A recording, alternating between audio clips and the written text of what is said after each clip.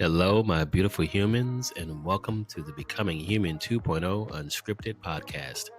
I am your host, Paul McFadden, and it's my mission to create global impact by cultivating real connection through having authentic conversations that matter. Today, I'm joined by my special guest, Chelsey Turpening Coxsey, another beautiful human in the state of Oklahoma, USA. In this episode, we discuss nurturing our inner space beyond the stars, bridging science and spirituality. And of course, this conversation was completely unscripted. Here's a quick peek and then we jump right into the conversation, so enjoy. And remember, we are all here to discover, awaken, and evolve together.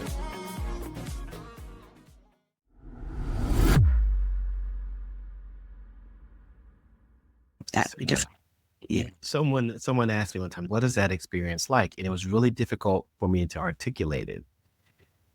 I was like, on one moment, you're falling and there's terror. But then you move out of terror very quickly and then you're flying. And then you're just looking and you can see the curvature. You see everything. Your whole life passes in front of you, but then you just see the beauty of the totality of everything that's beneath you. And for me, because people always ask me, would you skydive again? I say, absolutely, all day long. Just to That feel that.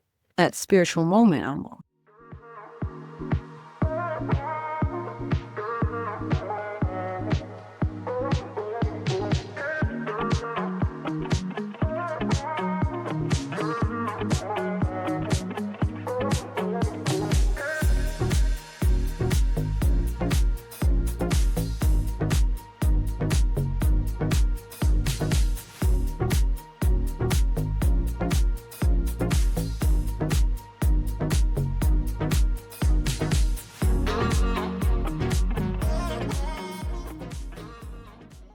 Chelsey, so wonderful to have you with me today. I've been waiting for this conversation. Same. It took a minute, but here we are. It took a minute. And yes, here we are. And I love just thinking about the human connection. I've been talking to so many people across the world, honestly, and like in multiple countries, which has been an amazing gift. But what's even been more amazing is that people are having similar conversations. At least they're having them with me, which is, I love to have conversations where we can get to connect deeply, build some rapport, but also show people that, hey, you can have a conversation with someone you just met and connect really quickly and go deep and have a conversation that's not just surface level, but like we can talk about things that are impactful, not only to each other, but also impactful to humanity, really, right? And just thinking about this experience that we're calling life, at least this one that we're in right now. And so I'm just honored to have you here. And yeah, let's just dive right in. We were having a quick little conversation before we hit record, and I'm like, oh yeah, let's save that because I think we're going to talk about some things. So tell me what you're passionate about right now. I love it. What I do for work is my passion, and I'm very blessed to have been in a space in my life to align to this in my career too. So start working with dreams originally, but dreams have led to a lot of curiosity that questions how does consciousness work and what is reality, and some really core questions, right, on existence. So dreams have led me down a rabbit hole. Sometimes I feel like I am literally Alice in Wonderland, exploring the archetypes and the mystery, the inner hero's journey, and all the good, the bad, and the ugly. It has led to in-depth spirituality, feeling closer to myself and God, and just life in itself. So what I'm currently doing for work right now is actually bringing a lot of this into the space industry, being able to work with analog astronauts and engineers to use it for innovation, but to also feel that their values and their connection to humanity is coming through with their work too. A lot of people in the space industry are there because they have this service attitude towards humanity. and wanting to go big and go home, go big and broad. And Mm. I really enjoy that space, but I also see how much support they need. And they are working on a lot of this like epitome of science, spirituality, humanity at its core, and trying to expand it to multiplanetary existence. So I find it very valuable because I know you and I were discussing primitive man and early ancient Mm. cultures, right? And then when we're talking about space and like, going to other planets, this brings up a lot of the same core values too. So it's really just bringing back those human nature at its very essence. And what does that look like? Exploring not just how consciousness works, but how we're going to evolve as humanity. This no longer is a conversation of tomorrow, but it's a conversation of now. It's a conversation of right now. Yeah, I love that. Experience we have leads to now. Be here now. That is the most important moment. And I love just the idea of thinking about space explorers. I'm like, wow, that's really fascinating because they are doing the physical exploration of what we're doing consciously, but it's still all linked together because many people don't even believe space is real. So there, there's that. And I've been blessed and like, or gifted with the opportunity to meet Edgar Mitchell. And that's someone who's been out in space, and it's to have Yeah. the conversation around what was that experience like and what did you see, and just Mhm. hear the wisdom come out of that. Almost like there's a knowing of, I always tell people when you have the experience, you move from belief to knowing. So there's faith where you believe that something is going to be, and then you can get rooted in that belief and start to behave accordingly. But as soon as you start getting data in that experience, then because you were there, you were in it. And it's so fascinating to think about, where people's minds, where their minds go, oh, this is this fake and this is that, and whatever it is, like, you've never been there. How do you know? It's a different part of yourself that experiences it because it's no longer in your imagination, right? Or your subconscious mind. You're consciously experiencing it there in the now. And then that's where it's just like this reality check, I would imagine. That's how I feel it. I can only try to relate through it through empathy and my imagination. And I think we all have these moments in our life and we experiencing it in through various ways where you have that strong impact. But I think it's very different when you're definitely out there in space and you're pioneering for our entire planet on that level. Yeah. Nobody. And there's not a lot of support necessarily for them in mind, body, and soul. They're getting the academics and they're getting the training and they got the body stuff. But like when it comes to the spiritual moment that comes with that, they call it the overview effect. And it's where when you're up there and you're in the overview and you're looking down on the planet, there's this intense spiritual moment that has whimsically caught every single person that's ever looked down and had that experience. And I can sense how that would feel because I feel like I felt it maybe in psychedelics or just these aha moments or feeling connected to God and like the source, right? But then when you're looking in your consciously, it's just different. I would imagine it would be a unique combination of a lot of complex things coming about. I can imagine. The closest I've gotten to that is skydiving. Yeah, There's psychedelics too, but skydiving. that'd be different. Yeah. Someone asked me one time. They said, "What is that experience like?" And it was really difficult for me to articulate it. I was like, on one moment, you're falling and there's terror, but then you move out of terror very quickly, and then you're flying, and then you're just looking, and you can see the curvature. You see everything. Your whole life passes in front of you, but then you just see the beauty of the totality of Yeah. everything that's beneath you. And for me, because people always ask me, "We just skydive again?" I say, absolutely, all day long. Just to That feel that. that spiritual moment Yeah. almost. And I can't imagine what it would be like to see more of what is. There's all these questions about the planet and what it looks like and all those things. I think some of those things matter, but it's just, and I can imagine that's why people want to go. It's just not very many people want to do it because there is that, I guess there's this existential fear of what if I go and I don't come back or I get stuck or I get lost? And I can imagine that's how someone has to prepare mentally for that. But wow, that just seems really, I can't even articulate it. I have the words for it, but it's an amazing experience. I can't even imagine. Sorry, coughing. But no, it's true. And it brings us to this question of that's like the epitome of that moment Mhm. and where we're in these pioneering spaces. So then sorry, rewind backwards and go back to primitive man and how we were experiencing these things in our early days on this planet. And there is still like this duality of these experiences. And this, I'm so sorry, I've been having a cough this week.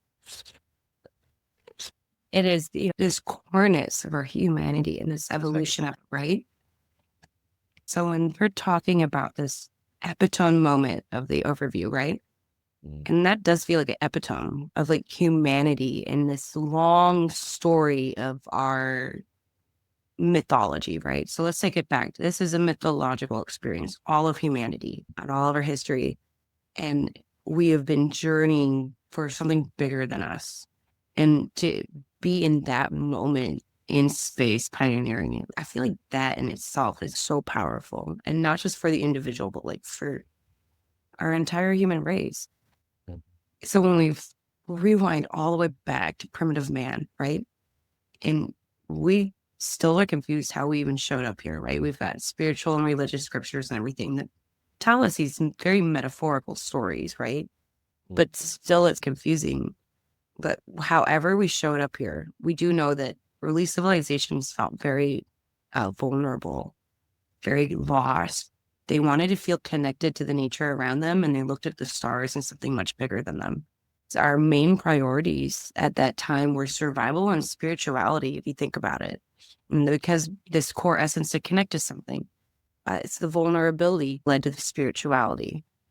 And so when you're thinking about people going into space and exploring all this, they're kind of touching back to that very root.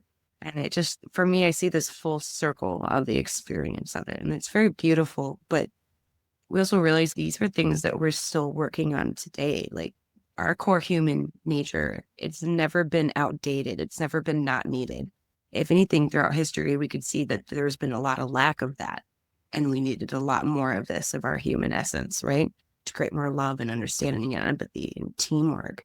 So we've got a messy history on this planet, but like now we're trying to go out into space.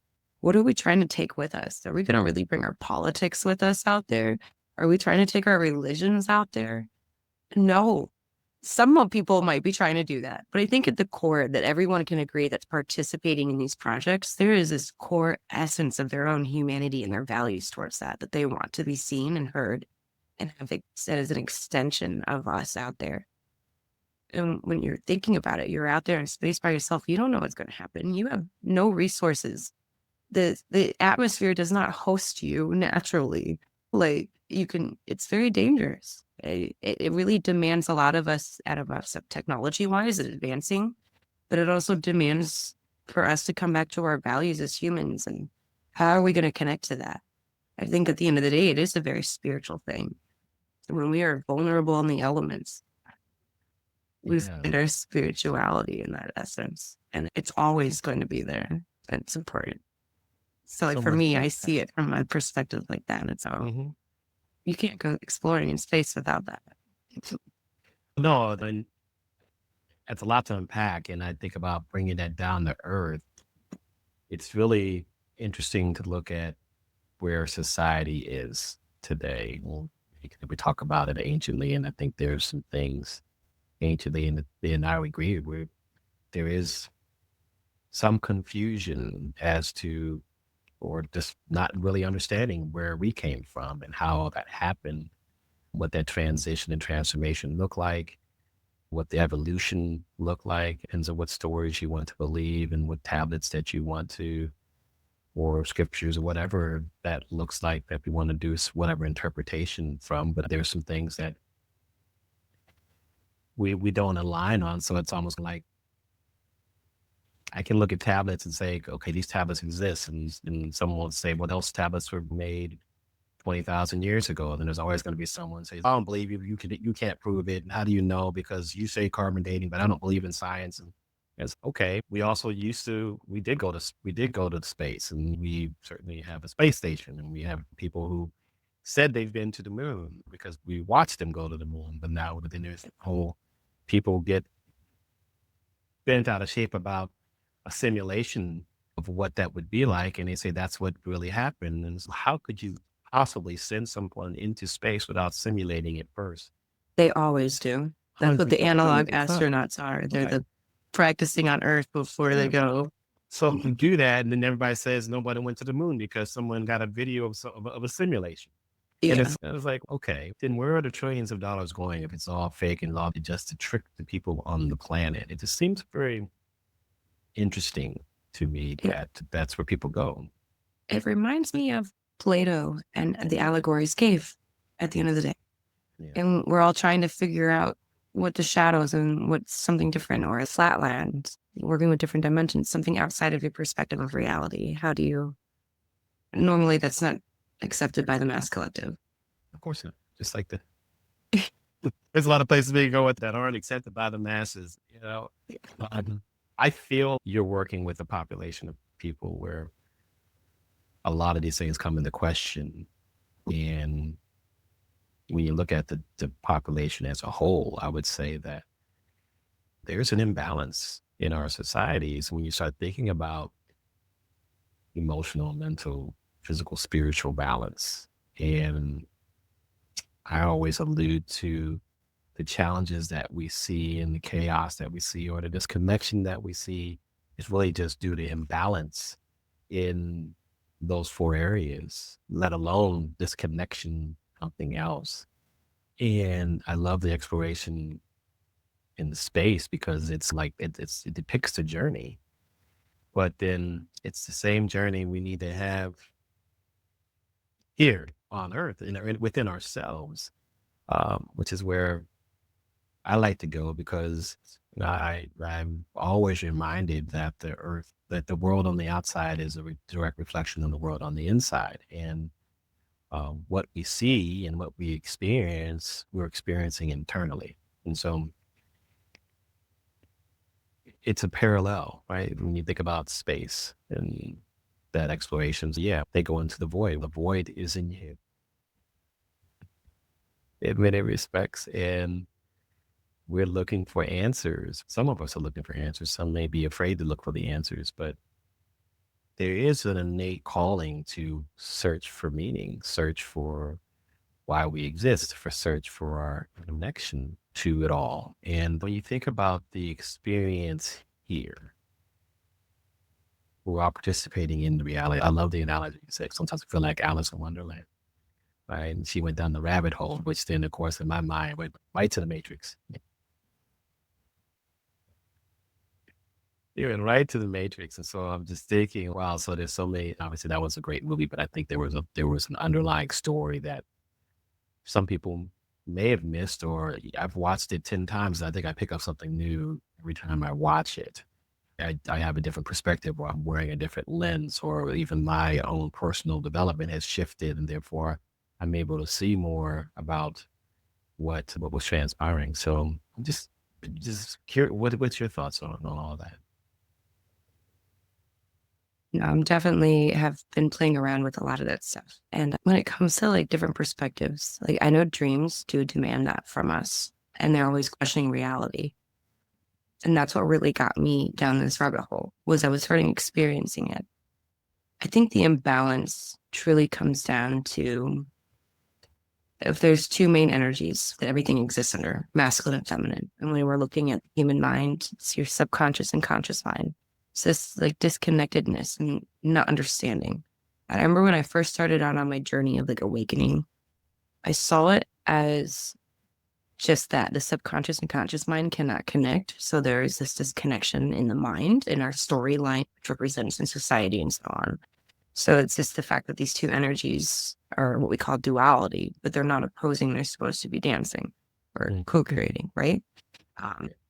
So it's people seeing duality, but there's a difference between duality and oneness when you realize that the two come together.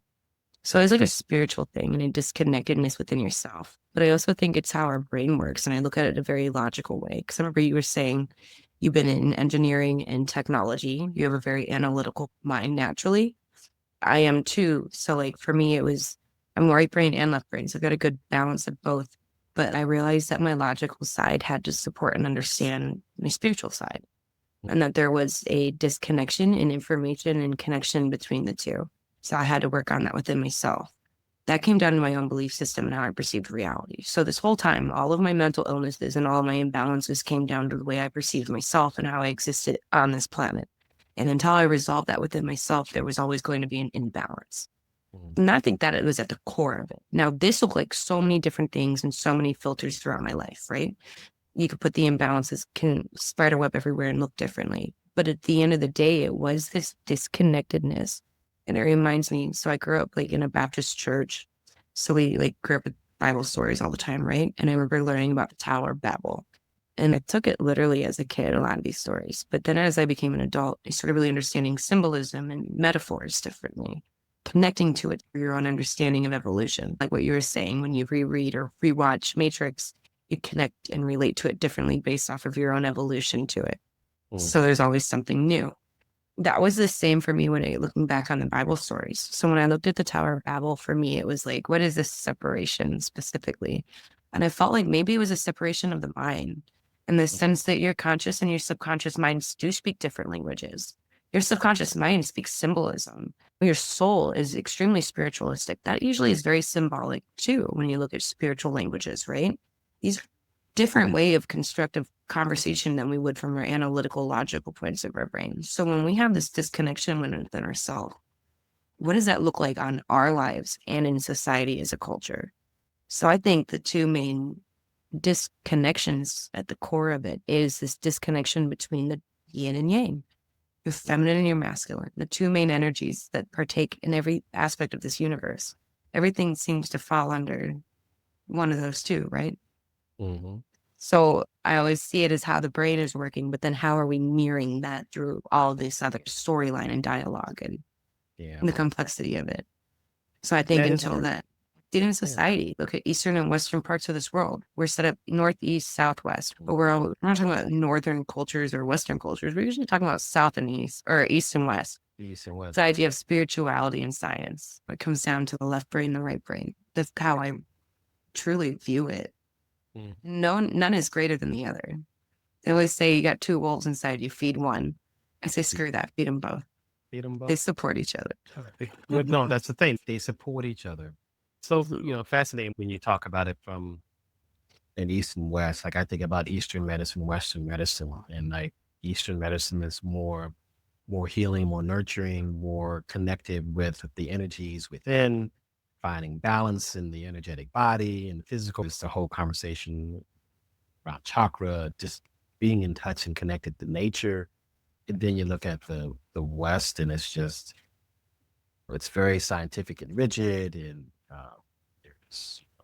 you have a solution for that. We'll cut it out. We'll medicate. We'll do these things, and we don't get down to the root cause and connection. But I always tell people I'm a very spiritual person, and I certainly believe in Eastern medicine. But when something acute happens to me, there's an acute situation, I'm going to rely on Western medicine to fix it now, and then deal with the emotional and mental and spiritual pieces of that later. I'm going to rely heavily on Eastern medicine or Eastern approaches to help balance that out. And so you do need both. They complement each other if you really think about it. And there's all this demonization of East versus West. We have that conversation in religion. We have that conversation in politics. We have that conversation in just everywhere. It's everywhere. And when you say it, it's really about the dichotomy in the battle between masculine and femininity, which it really shouldn't be a battle per se, because the divine masculine and divine feminine exists in every single one of us. And it's really about finding balance in that marriage, in that connection between the two. And right now we're just very disconnected. It's like you got to be one or the other. And you can be both. Uh, Mm. I think it's required that we be both. I think probably the most enlightened people in our history, ancient history, were probably folks that found balance in both. Yeah. And I like to describe it to people. It's like walking around with two arms, refusing to use one. Right. Yeah, I'm only going to use this one. That one, Only I gonna don't use even one. care about this one. Why would you do that? Why would you do that? I find I love the practicality of that because and I try to try to explain things in ways and representations that people get. And I think that you were talking earlier when we were having this discussion. I want to bring that back up because I think that there's this journey, this in this experience that we go through, talking about an awakening. And I think there's, and I call it like there's a discovery. There's a discovery of who we are and what our values are. What are we passionate about? What we feel like we represent. What's our connection to everything in its totality? And getting clear about that. And then there's this awakening phase where many people probably find themselves going through or think they might be there, but they're asking a lot of questions and they're exploring how to, the ways we can connect. It's one thing to be aware of it, like we need connection and we need this. I hate even using the word need and should because those things don't feel like they serve us. But there is this innate curiosity around self discovery and wondering how that connects to everything. And then there's the, I'm really curious about that. Now I need to know, and I want to know how to tap into that stillness, tap into that reflection, the reflective state that is required for me to start receiving that message, intuition, whether I'm getting a message from the inner voice, consciousness, whatever that looks like. And so that I can start embodying and go through this evolution process myself. Yeah. And I know you talk about it a little differently, but I see a lot of similarities. And there's these three phases we go through. And if we can embrace each phase, but then actually take the information and knowledge that we're receiving and, for lack of a better word or for a metaphorical, in the metaphorical sense, install it in the operating system Mhm. and then actually use it, use the program, we can Yeah. go through the evolution piece and we can start to align our experience with this self actualization, self transcendence, this enlightenment that we innately seek. But until we take the knowledge and install it and then actually use it, it just seems that we have all this awareness, Mhm. but we don't align with the prize or the target if we're not installing and then using. You have to be willing to change. Yeah. And I think a lot of people don't know how to change because I think back when I first started, right? And I felt so hopeless and just deep in the mud. I just felt like I was in mud for a couple of years, honestly. Mhm. And people be like, oh, you have to change your mindset. You have to change this, you change that. I didn't know how to relate to it because I had never experienced it. So it was like this weird in between phasing. But there was it's just weird, but it really is a mindset change. I think I was trying to focus on different areas. So you're trying to focus on the problem, but you're not always going through the root. But you're the root so far deep, you're not even close to getting the root. You're still on the top surface layers of the onion. There's this whole journey. So there has to be like patience and grace for it, but also like a willingness. And I always say applying something is the hardest. Having the Mhm. self-awareness to see it's good, applying it is a lot harder. And I remember saying that a lot when I was in that phase and learning how to apply. I think as time goes, it's easier. So like now I learn something and I apply it immediately. It's almost right away. And I think it's because I've developed and have that mindset over the years, right? And I know how to do that process now. But just even learning how to do that took a long time. And so like I always say, if people are in the beginning phases of trying to create change, give yourself grace. It's Yeah. hard, but it does. You have to show the grace and there every little inch forward, there's a value in that lesson of what it took for you to even get that inch. And then the next it'll get further and further. But yeah, it's probably I think it's the hardest journey, trying to change your mindset to be willing to be flexible, to change, to have self-awareness, especially in beginning. It's the hardest thing. It takes dedication. That's why most people don't follow through in it, or they get stuck. They get stuck. You took the words right out of my mouth. And I think that there is a certain amount of grace that's required. Most people can't forgive themselves for the thing they did yesterday, let alone forgive themselves or give themselves some space to uh, learn how to be willing, right? There's a lot of emphasis put on doing. All you got to do is do this. If you just do this, then what you got to be first. And the being is probably the most important piece of that. Is just and so be willing, be open, be graceful, be willing to make the mistakes and still get back up and try again. And there are a lot of people that talk about change. People have been talking about change for a long time. And I used to talk about it just from a neurobiological perspective around change and integrating cognitive and affective neuroscience. Like neurons, connecting them to new experiences. Those things, and they believe to create a new pathway and all these different things. And even with the knowledge of that, it's simple, but that doesn't mean it's easy, right? It's simple for one to say, so it's how your neurons work. And when you put your attention on something, you put enough attention on it, then you start to create new pathways and you strengthen new pathways and does this and the other. And that's great. That's a very scientific way to talk about it. And that's something we've learned about the brain. And it's beautiful. But to operationalize that, and it's not to say that people, I think we have the potential, we have unlimited potential to do all that. I think that the challenge is that people attempt, they hit that first wall, second wall, and then the resistance builds. And then once the resistance starts building, it's not possible for me. It's hard. Yeah. It's hard. That's And the then rewiring part and going against your system. Mm-hmm. And mindset shift is not just to decide and it's done. Making a decision is the first part of that, right? Actually, before that, understanding you have choice is really in my mind, the first step. Then making a decision, but then the willingness has to kick in and the motivation has to kick in when you hit the wall, because it's one thing to be willing and you start trying and then it doesn't work out. How many times does that have to happen before you give up? It's a mindset too. I've realized for me, it was learning. So it was a self-love journey ultimately. Mm-hmm. And that took a good couple of years and it's still always ongoing. But it took me a good couple of years to get to the part of self-discipline. Mm-hmm. And learning that self-discipline was the strongest form of self-love. But it was also changing my perspective on how I viewed things like that. And when I started viewing it in empowering and feeling that it was empowering was when I was able to really follow through on it, right? But it takes a minute because, like first you think, oh, it's a chore, and you start thinking of it in a negative way. I don't want to do this, or any negative type of input towards something that you're supposed to be doing to better yourself. And you're like, so it's changing the way you're talking to yourself and the way you're allowing yourself to perceive stuff.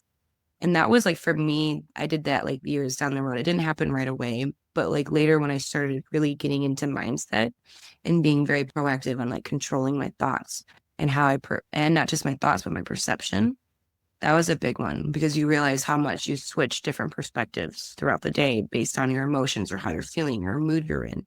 You could be positive, you could be negative, you could word things certain ways to yourself.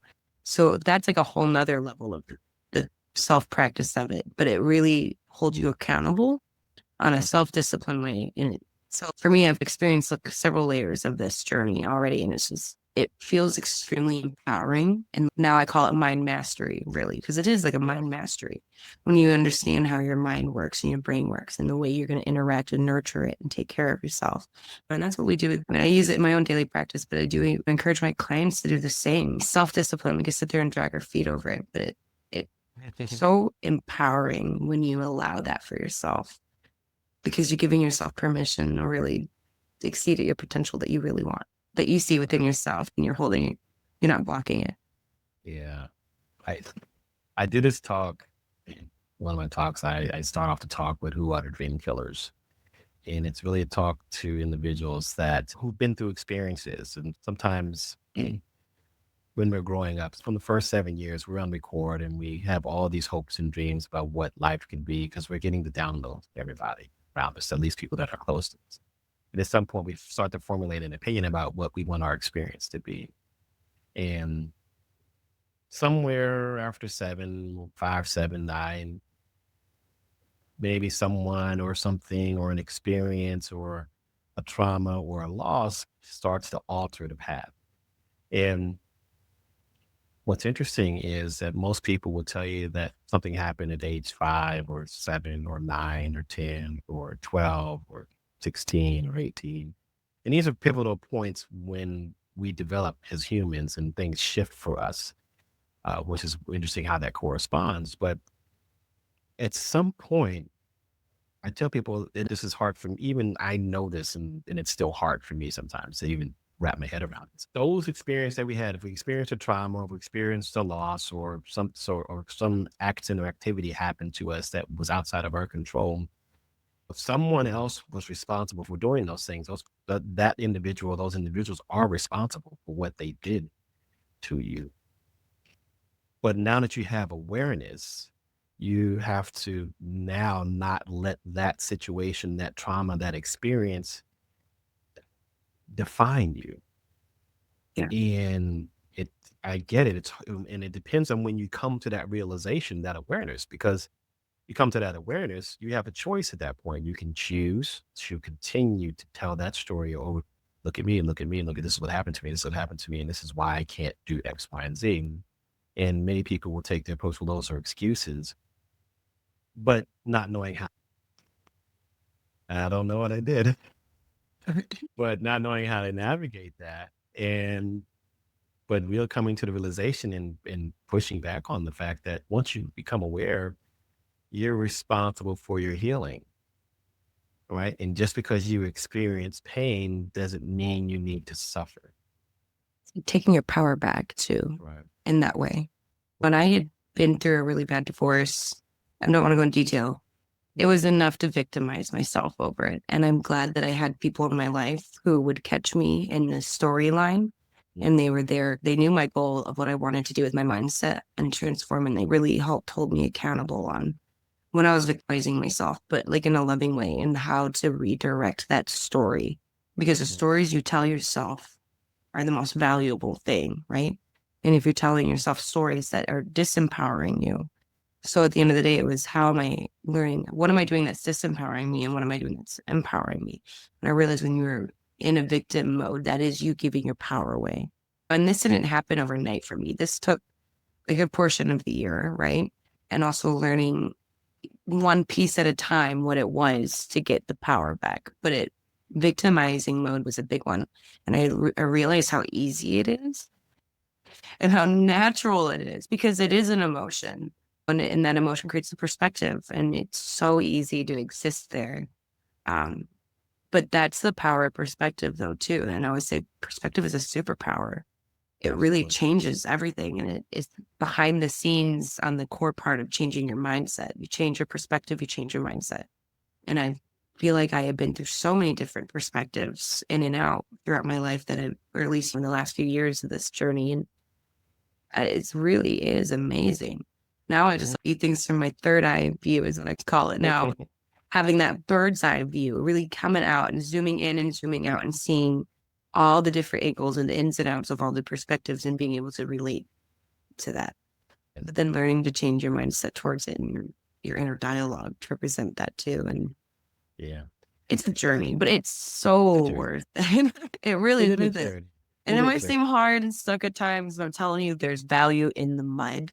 I always knew there's value in the mud. There's value in the mud. Oh, and I want people to know that someone's been a victim of an experience. We're not saying that you're responsible for being victimized. That's never the message. It's just that, and there's a lot of things that go into this shift. Like you said, it takes time. It takes time. Sometimes you have to shift your environment. Sometimes there are things that are happening in our lives that keep reinforcing the narrative. Yeah. It's not just our mindset is a big piece of it. I mean, we have, I don't know, 40, yeah, between 40 and 70,000 thoughts per day, depending on which neuroscientist you want to believe. Just got the accurate number, but 40,000 A thoughts lot. a day is a lot of thoughts. And if it's 70, that's twice as much. And if your conversation in non-consciously is that you're a victim, you're a victim, you're a victim 70,000 times per day, it's really difficult to get in front of that mindset and shift. You can't just shift it overnight. So no one's blaming Mm. anyone for having that experience. It takes effort and attention and intention and focus and, like you said, some self-discipline and accountability to shift ourselves away from or into another space, another state, to begin to focus on what it is that who it is that we want to be. And like I said, there's a difference between doing and being, right? We got to be more human beings. We got to be humans being in the Yeah. moment. And until we are able to find the balance within ourselves to take those first steps forward and hold ourselves accountable for the change that we want to see, be the change you want to see. Me said that. There's so many clues from the past that tell us what would best serve us to have to make the most of this experience. Yet we minimize or dismiss those things because we give credence to our experience as being the whole truth and nothing but the truth. And Sure. it doesn't have to be that. We can change that, but we have to. But the work has to start within each and every single one of us. And it's so. I mean, it's funny how that becomes more clear the more you talk about it, because that's how I feel like you, I get more clear about. I get more clarity on that, and it's just wow. And when I speak, I always look at myself because I look at even how I've personally grown, and I know there's more growth that's left to do. It's part of the reason why we're here is to grow ourselves and then figure out how we give to others. And that can look a lot of different ways. You're called to do it your way. I'm called to do it my way. But I think the mission really is the same: grow, give. Because I want to awaken spirit in everyone that I come across. I want to be able to break molds where I can. I want to be able to build relationship, folks. Um, build meaningful relationship, authentic relationship. I want to be able to bring joy. And that's not, those things aren't easy. Those are your values, Those are the your values. non-negotiables. Right. And you have to, and it takes discipline and intention to Back to them. live that every day, right? That's why I have an intention practice, because it's like using the constant reminder so I don't slip back into my 7-year-old program, right? Because typically, metaphorically, I love this. Like, we're programs. We're just the sum of our programs, Yeah. and we got those programs early on. And even though we've grown up, we've pruned away some of the things that didn't really matter, but we've matured, but we still are running the same programs. And then what happens is my program, my 7-year-old program meets your program at 7 years old. And maybe we don't like our 7-year-old programs. I don't like yours. You don't like mine. We have conflict. But until we're willing to get the upgrade, download it to the computer, install it, double click on it No, and install that's it, then it's hard to change the program. If we don't try to upgrade or patch it, we won't change it. So that's it takes true. And effort. and it is the mirror, as you were saying. Everything in society reflects the internal world of each and every single one of us. So it's just, I don't know, when you realize that you change your mind, you can change the world. Not even through the action of other people, but even through your perception, the way you choose to perceive it, even. It's there's so much to it. It's beautiful. It's beautiful. Yeah. I tell everybody that you said you're a world changer. If you realize it, you're a world changer, and the world changing just has to happen within. We could shift all of this right now, right? If folks just went in. I think I said that back in November. I said I feel like that everybody, not everybody, but there are a lot of people that are waiting for someone or something else to change the world for them. Then we'd be better served just to go within, because the world without is a direct reflection of the world within. If you're seeing chaos, there's chaos inside. If you're seeing turmoil, There's turmoil inside of you. There's a lot of anxiety out there. There's anxiety on the inside. Address those things. Find balance in yourself. Then you Yeah, show up differently. And when you show up differently, you change the world because the world has to respond differently to you. no, it's true. And it's like we don't realize that we're wearing different. I decided sunglasses with different lenses and filters on it. Mm-hmm. And when you realize that you have these sunglasses on and it's constantly rotating based off of the way you're feeling, Mm-hmm. then if you just take them off and see with clarity a little bit outside of it. And that's what I call like viewing from your main self. If you psychoanalyze yourself in different aspects, you can view through all these different parts. But when you're in your main self, you're the most clear. And when I work with my clients, I have this modality that I use to core, and I call it my trifecta of creative genius. But what it is, it's just your three main aspects of ourselves: your soul, your subconscious mind, and your conscious mind.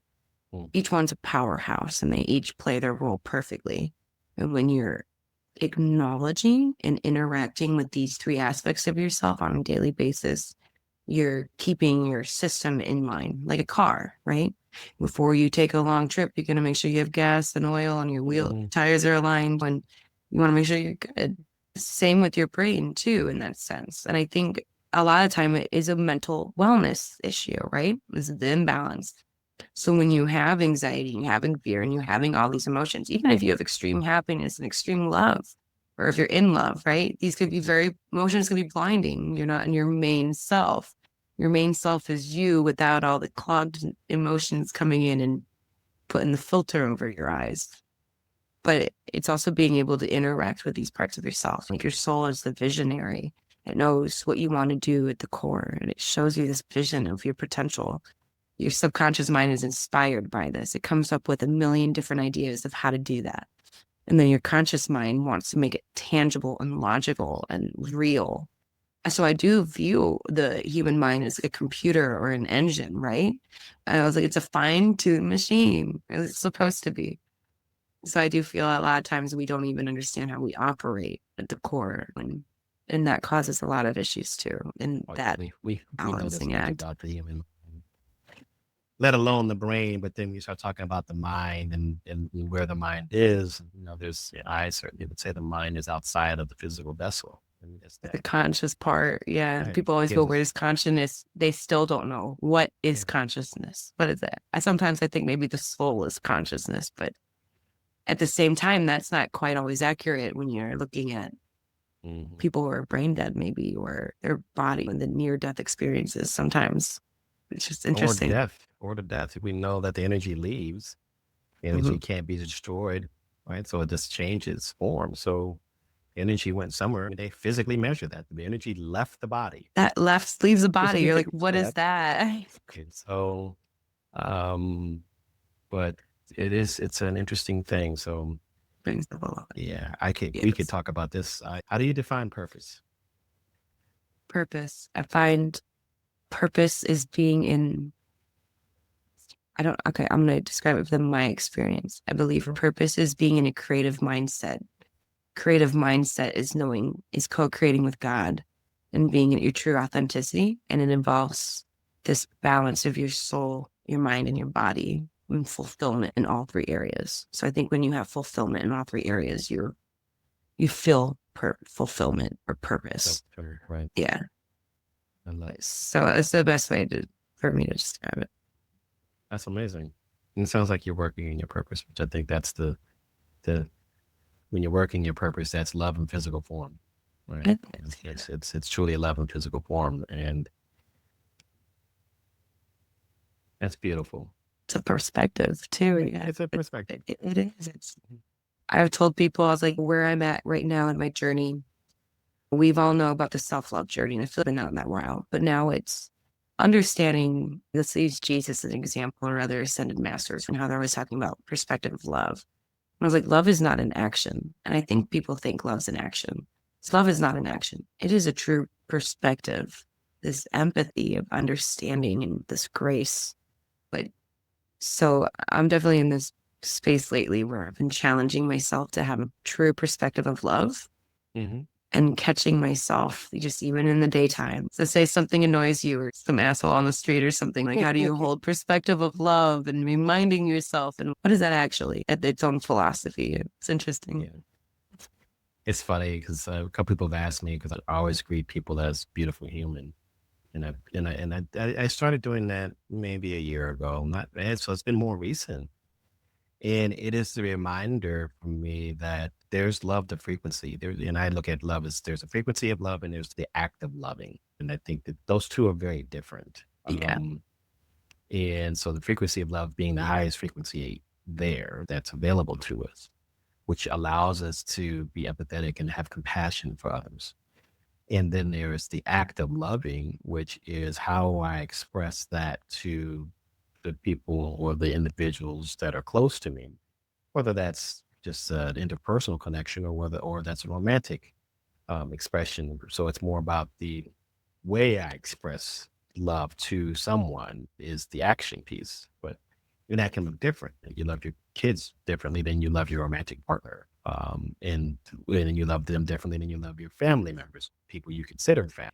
And you love them differently than you consider your friends, but there's some sort of action or activity that you do to express that to people, to others. So I see them as very different, but it's always interesting to get into the conversation because I think that It's true. I see what you mean. It is. And I've been noticing the difference of that in my life this last year. And it in itself is a good journey. So I've been encouraging people who are on the path of just meditate on it and feel it. Meditate on it and feel it's like wisdom has come out. It's interesting. Yeah. You don't have to read books on it. You just got to enter. Sometimes you just got to try. And like I said, I'm always telling people to find stillness. Like, people say, how do I do this? I said, find some stillness and the answer will come. Yeah. And how do you find stillness? You can pray, you can meditate, you can sit in silence without doing either one of those things. I don't care how you do it, but you need to create some stillness. What about my brain? That will shut off. Don't worry about that. It's practice. Yeah. Don't worry about that. Just sit in silence. And then you will notice one time that the brain will stop for a second or 5 or 10 or 20 or whatever. And then when it does, just listen to the silence. Yeah. See if anything comes up. No, I love that. I always say it's another thing is I also love like when I meditate, I get very creative. So sometimes I just say it's nice to just even let your conscious mind relax and just slide into the subconscious part. Yes.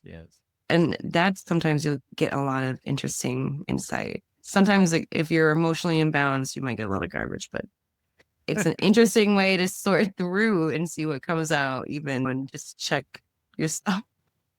Yeah. Meditation is such an interesting creative place to really learn how to manage your system or the program of it. Same with dreams though too. They do the same. They just every night, I said it's like you get a notification every night on like your updates. You get a notification. You get a notification on what's going on with the system.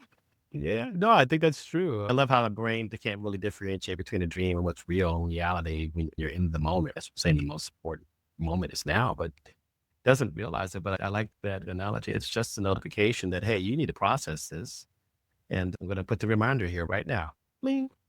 And we get the reminder. And I love how you're talking about just the people having to process. If there's an emotional imbalance, there's a lot of emotion to process, right? And I think that's part of that.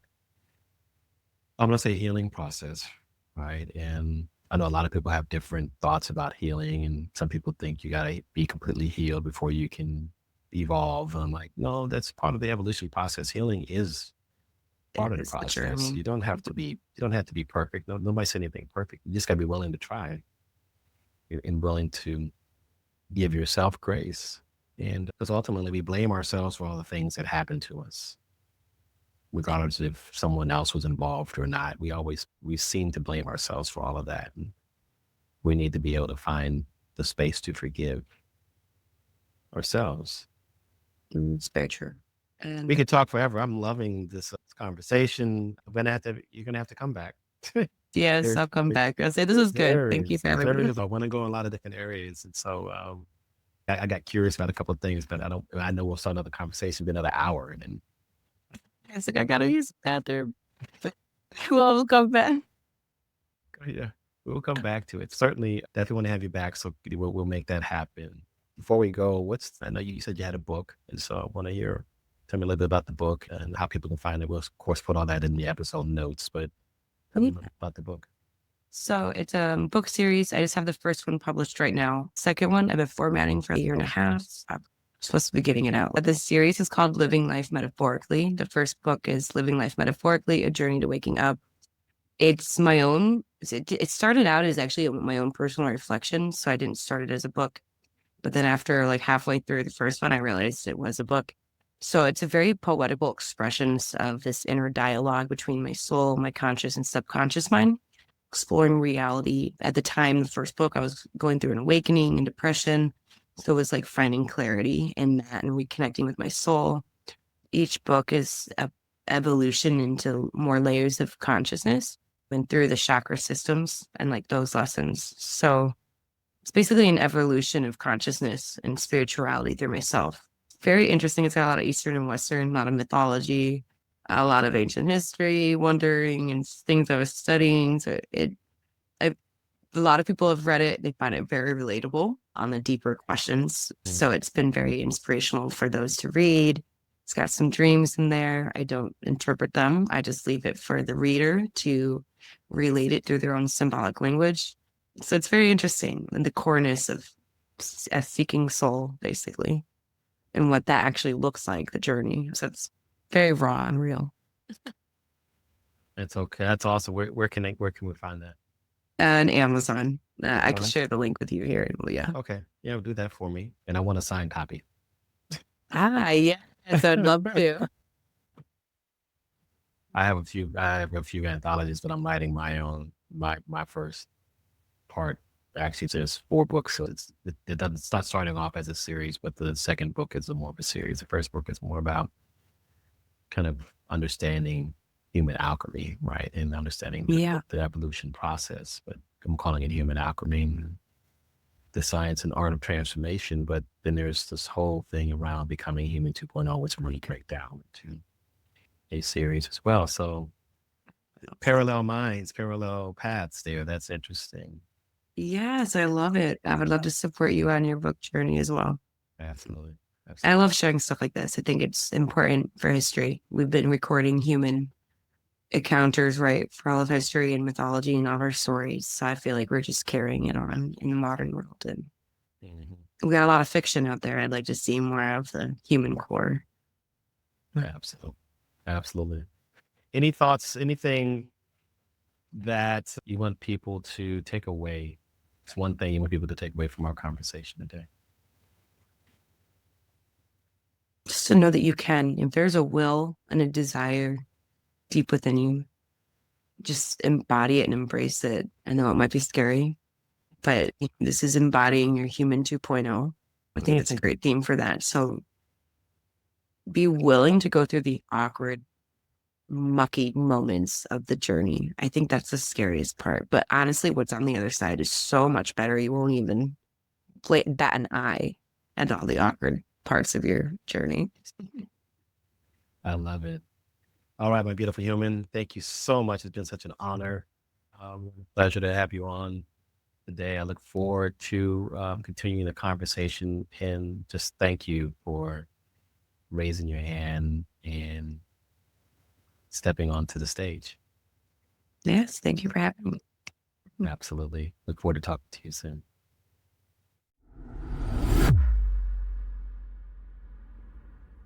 What if personal growth wasn't meant to be a solo journey? What if the transformation you've been seeking isn't found in another self-help book, but can be found in a living, breathing ecosystem of growth?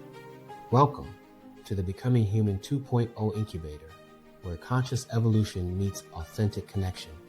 Life isn't something that is just happening to you. It's calling you to step into something greater, to break through your limitations, to unlock your highest potential. But here's the truth. Transformation isn't meant to happen alone. Deep down, we all long for something more than self-improvement. We crave real human connection, a space where we are seen, understood, and supported in our evolution. That's why we created the Becoming Human 2.0 Incubator, a high-frequency space where seekers, world changers, and conscious leaders come together to evolve. Integrating our Becoming Human 2.0 blueprint, we merge science, ancient wisdom, and personal mastery to create deep, lasting transformation. Your journey? The 3 phases of evolution. Discover who are you and why are you here. Gain clarity, expand your awareness, and reconnect with your highest self. Awaken. Step into mastery. Optimize your heart, mind, body, and spiritual energy. Align with your purpose. Evolve. Embody your highest and true self. Sustain transformation. Live in flow and create meaningful impact. This isn't just another course, and it's not just another community. It's something much deeper. A space with purpose, a tribe, a living, breathing ecosystem of transformation, guided by the 5 pillars of human alchemy and the 7 domains of personal mastery. Here's what makes the Incubator unique. A personalized, science-backed roadmap or path for true transformation without the hype. A real, connected tribe of like-minded humans. Not just another online group or activity-based community.